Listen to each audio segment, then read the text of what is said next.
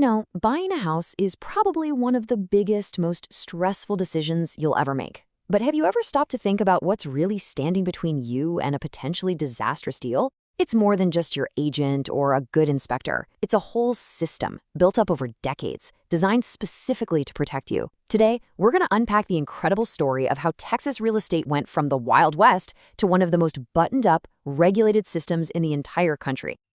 So let's ask that question again. What really protects you from getting into a bad real estate deal in Texas? It's not just one simple thing. It's actually this fascinating, multi-layered system of laws and commissions. So let's break down each and every one of those layers, and you'll see exactly how the rules of the game are set up in your favor. But to really get why this matters, we got to go back in time. Before all these protections were in place, the Texas real estate market was, and I'm not kidding, the Wild West. Just try to imagine buying a property with absolutely no guarantees about the person selling it to you or the contract you're about to sign. It was a landscape just ripe for confusion and, frankly, a lot of bad deals. These dates on the screen, they might just look like dates, but they show the first real concrete steps out of that total chaos. Before 1939, literally anyone could just decide to call themselves a real estate broker. No license, no training, zero qualifications. The License Act in 1939 was the first crack at bringing some order, but the game truly changed in 1949 when a powerful new referee stepped onto the field, the Texas Real Estate Commission, or TREC. And that brings us to the first major layer of your protection, TREC. And listen, this isn't some dusty, boring government office. This is the primary guardian of standards in Texas real estate. Its main focus, its number one job, protecting you, the consumer. So who exactly is TREC? Well, it's a 9-member commission. And these aren't just career bureaucrats either. They're actually appointed by the governor for 6-year terms with one very specific job: to administer and enforce the License Act. And the way this commission is set up, it's all about balance. You've got 6 experienced real estate brokers who know the industry inside and out, but then you have 3 members from the general public.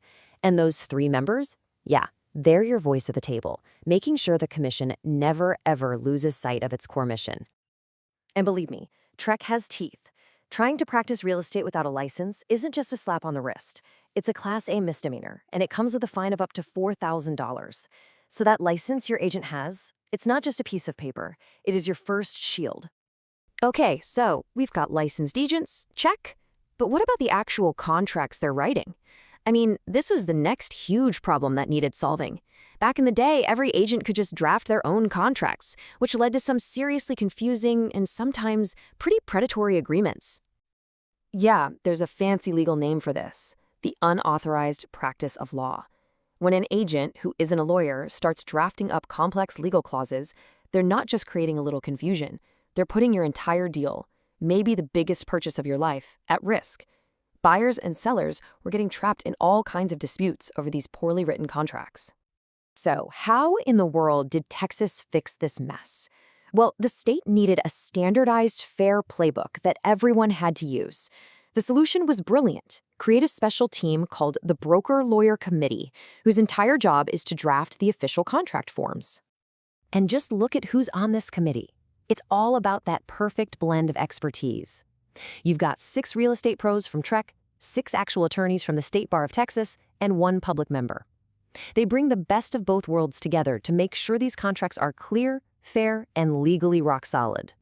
The result of all their hard work is something we call promulgated forms. Okay, that's a really fancy way of saying they are mandatory standardized contracts. So, when you're buying a house in Texas, you're not signing some unique contract your agent just whipped up. You're using a form that has been meticulously crafted by legal and real estate experts to be fair to everybody. This is your second shield. So, you've got a licensed agent who's using a standardized contract. You're pretty safe, right? Right? Well, what happens if an agent is just intentionally deceptive? What if they lie to you? That's where the next, and maybe the most powerful, layer of protection comes into play. I'd like you to meet the Deceptive Trade Practices Act, or the DTPA for short.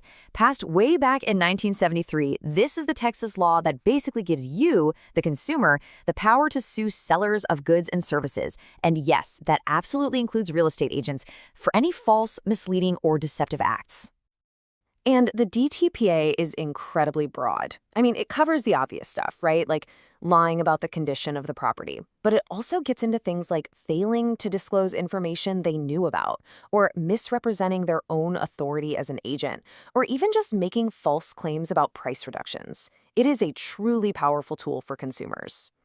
Okay, hang on, because this next part is absolutely critical. Under the DTPA, a court looks at an agent's state of mind. Did they act knowingly, meaning they were aware they were being deceptive?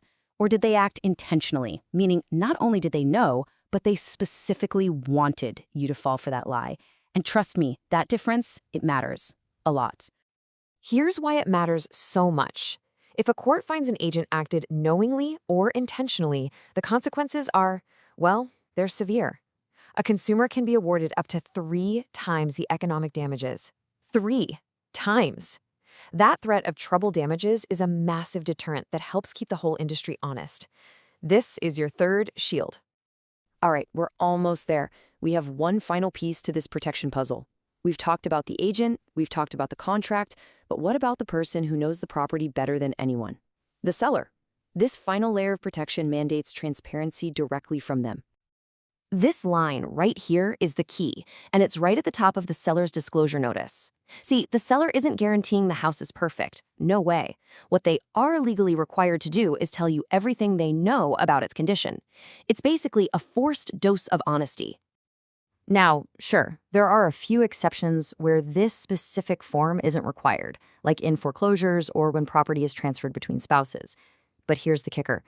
Even in those cases, a seller still has an obligation to disclose any known major problems.